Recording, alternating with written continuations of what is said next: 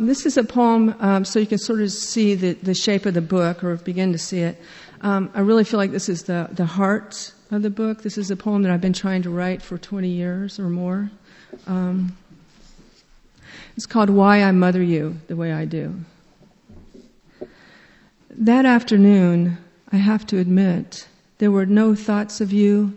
I was in high school, making my way past the buses to a waiting car, a boy who would not be your father. When the line of traffic stopped, the girls, classmates, sisters, had darted between the buses and into the highway, trying to cross the field to their home. They both lay twisted in the road. My science teacher, Mr. DeSaro, took off his suit coat and laid it over Susan's face. He was crying because he only had one coat. By the time they let us pass, Eve had been covered with a white sheet. The ambulances had come. Red lights flashed, but their mother was still pushing her silver cart through the grocery. The sheriff was walking out behind her. As she reached for a gallon of milk, he moved to touch her arm.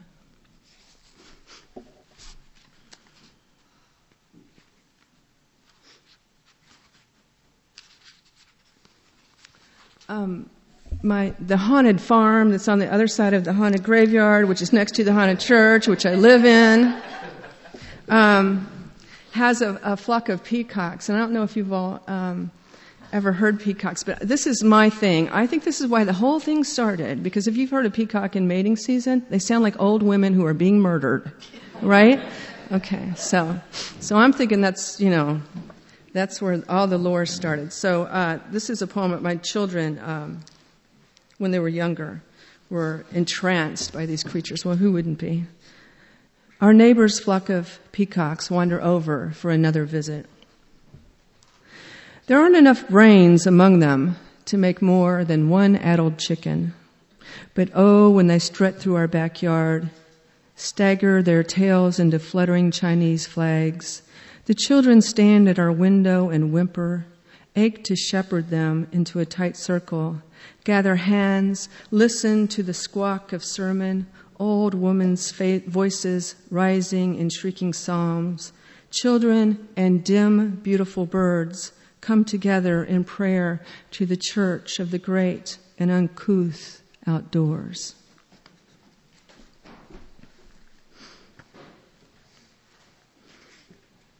I'll read two more poems. This is kind of crazy. This is called Wedding Ring.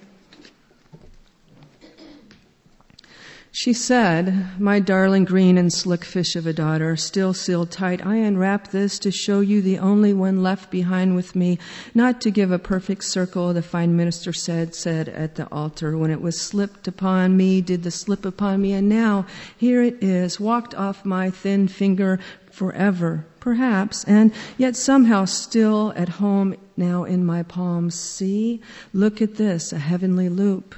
It's a butterscotch on the wet tongue, halo around the sly lamppost on a cold, rain-flung street, gin ring at the stemmed base of a quick martini, green olive left behind with pimento sucked out, full ripe kiss remembered on a cocktail napkin, the bombast and charming lure of a shining hoop snake dark rolling out of a dream, just one swinging handcuff yet left at the bedpost, yellow frost around the stunned eye of the gaffed sailfish, stiff lens of spyglass.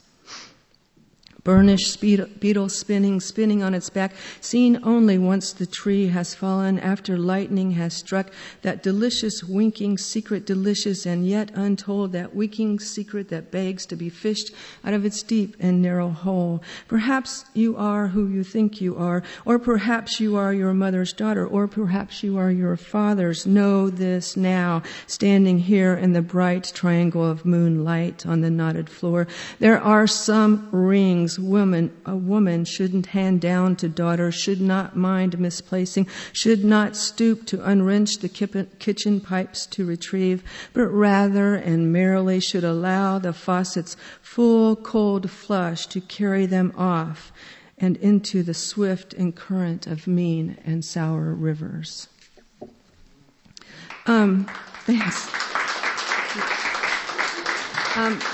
Before I read the last poem, I want to call to your attention this beautiful artwork, which was done by Mary Lou Hess. Some of you may know her. She's a local artist. She lives in New Albany, and she does wonderfully intricate etchings. And actually, what's blown up on my book, this is called After Silent Delight, and she was lovely enough to allow me to use it.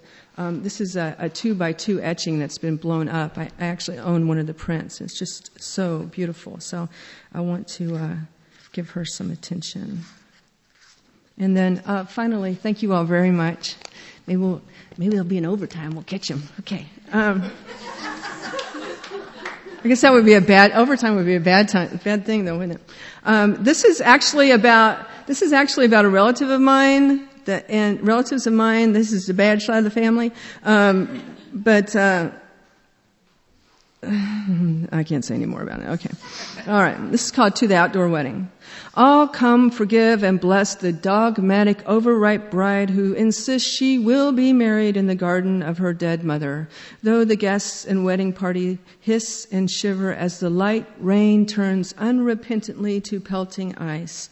All rise and love the narrow bridesmaids, numb and underdressed in lavender slivers of spaghetti strap, and listen to their teeth chatter as they scurry down the aisle, drawn to the collective body heat of the groomsmen and ministers shifting from foot to foot under the wavering trellis of altar.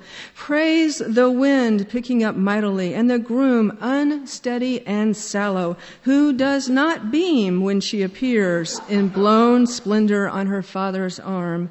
And the guests who are wet-faced, their heads bowed down to keep the sleet from stinging.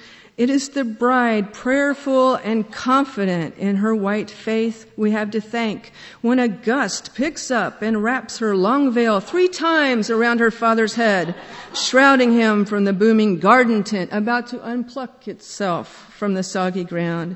Who else but her to be thankful to when instead of the tent, her veil snaps free from her father's flailing and lifts high, then thrashes away over the Kentucky cornfields, just now brilliant in their new spring greening. The green shine, the sumptuous periwinkle sky, the brilliant white strata folding into itself and dropping its knots.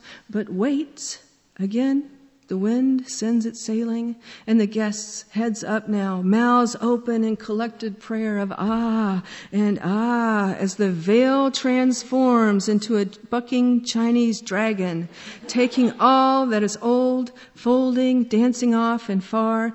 The guests gather themselves and offer the warm utterance, ooh, when from the thawing and newly planted fields 1,000 black starlings lift in alarm. Thank you.